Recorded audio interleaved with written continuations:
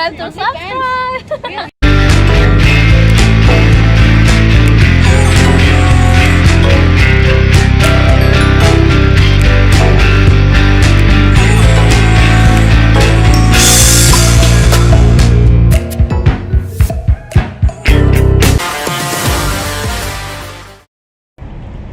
So what happens to your value when you cold approach?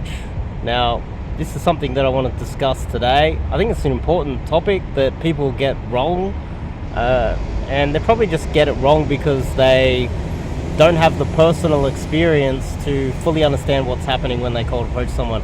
So we're in Sydney Hyde Park, beautiful spot, good spot to do some DG. But before we kick it off, I'm Dave, and this channel is dedicated to giving you no BS, novel dating advice for the modern man. Top link in the description, check out my website and sign up to do some cold approach coaching with myself. Obviously masculinity, obviously relationship advice, they're all connected into the same thing. But you can't become masculine and have a relationship without, well, I would say cold approaching. Sure, you might get lucky online, but if you're online dating, you are always getting a girl beneath them because they always choose a guy who is taller, better looking, around the same age range, you know, so that as they depreciate, you increase in value, so you're better than them in that aspect as well. Everything. You are better than them in every aspect if you are getting them online dating. So really, if you want to punch up and get a girl that, you know, your dream girl, it has to be cold approach, I believe. But anyway, so cold approach, every time, when you think about this logically, every time when you approach a girl, you are losing some value and power by doing that. Think about it in terms of those charity workers that stand on the corner and they've got a little iPad sort of screen and they try to sign you up to charities. They're coming up to you. They're saying hello. They're trying to talk to you. Instantly, you have the power in that initial engagement because you decide whether you want to talk to them or not. It's kind of the same thing when you are doing cold approach and approaching girls, is that you are chasing, you are pursuing, and they are deciding whether they want to even talk to you. And so you do lose some value, you do lose some power in that initial engagement. And a lot of other guys, they often think that when they approach, they need to show intent. When you think about it, when someone's approaching you as a charity worker, you kind of understand that they want your money. They want your money somehow, some way. They want something from you. And so generally, when you're approaching a girl, generally the girl understands the intent. You don't really need to show it. So let's just say you approach, you lose some power, you lose some value in the approach, and then straight after that, you're telling her that she's pretty, she's got beautiful eyes, you know, the classic, I like your style, the classic ways that men try to engage in a conversation after a cold approach because they're not really present in the moment. They're a little bit nervous, the adrenaline's running, and they struggle to figure out what they're going to say. So then they come up with canned lines, and one of those canned lines is giving a compliment. So imagine this, you approach, you lose some value, then you compliment her, tell her that she's better than you again, and then you lose some value twice. So then you're not only on the back foot because you're approaching, you're on the back foot twice as badly because you're giving compliments. And to make things even worse, because of your canned lines, you're not really present, so you're not really in a conversation. So she starts to wonder whether you have the social skills to really engage in a proper conversation as well. So therefore, a lot of guys that they're at such a disadvantage. They get a lot of flaky numbers, girls ghost them on dates. that's also related to texting and gathering of the wrong information while they're in the interaction as well. So what was developed a very long time ago was the neg. The neg has a bad reputation. I don't know why. I'm not exactly sure how the neg got such a bad reputation. When you think about it, I guess a lot of these coaches, deep down, they hate men.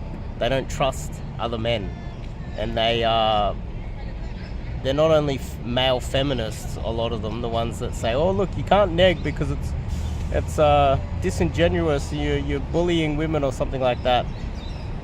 In a way, the neg was developed to try and wind back your power because you're at such a disadvantage off the approach. Now, you don't have to use that, but imagine if you've made the mistake of giving out a compliment and then showing more intent. You've lost a little bit of value by approaching, you've lost more value by giving a compliment. Next thing you know, you're trying to show intent for some unknown reason, and you've lost 3 times the value. And then the guy's like, well, the only way to come back from this massive failure is to start negging.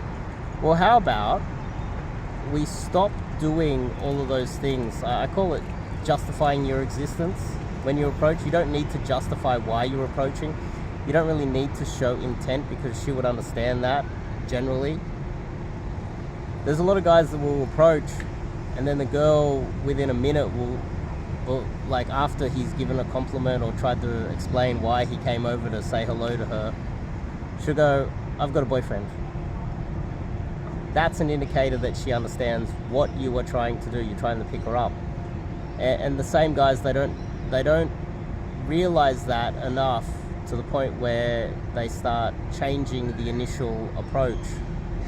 So this is a convoluted video, but if you guys that follow my channel, I would much prefer you stop giving compliments and reducing the amount of power and leverage you have off the approach, weakening yourself, and secondly, justifying your existence, explaining why you came over to say anything to her, and third,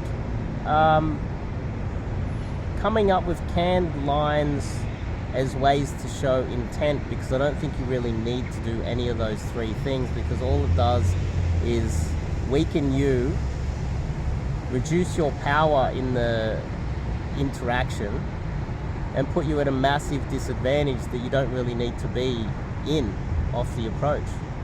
So I could go a little bit more in depth, but how about I just keep it at that for now? I think that's good. That's good enough. Hopefully that made sense. If you do take action, I understand some guys that will leave comments, and depending on how the comment is worded, I could tell that you're not doing anything. There are guys that do take some action and will understand 100% what I'm talking about. You've taken some action, you've gone out there, you've done some approaches, you've run out of things to say, there's a silent gap in the interaction, and you think, I need to fill it with, oh, I had to come meet you because of blah, blah, blah. I need to show some intent, you know? Oh, you're pretty. There's a few things that a lot of guys, when they start getting into cold approach, they all do by default. You'll be surprised. Don't think that what you are doing off the approach, especially after watching a few YouTube videos, is anything original, because almost by default, every guy does these 3 things and makes these 3 mistakes. And by watching videos like this, hopefully, you will be able to cut out the long, bad reactions, flaky numbers, the stress caused by spending 2 years out there gaming and never really improving. How about you just take this advice on board and I can cut out a lot of that improvement arc a lot faster, totally for free, off YouTube. You're welcome. But if you want to get to the stage where you are, you want to get a full understanding of what it is to do cold approach, that's when you reach out to me and do some one-on-one, or you do an immersion or a boot camp or something along those lines. Go to the website and fill out the form, and we can get onto it. I also do online coaching now, no matter where you are in the world. And I think that should help you guys, especially if you're new, getting off the ground. Anyway, I'll see you guys next video.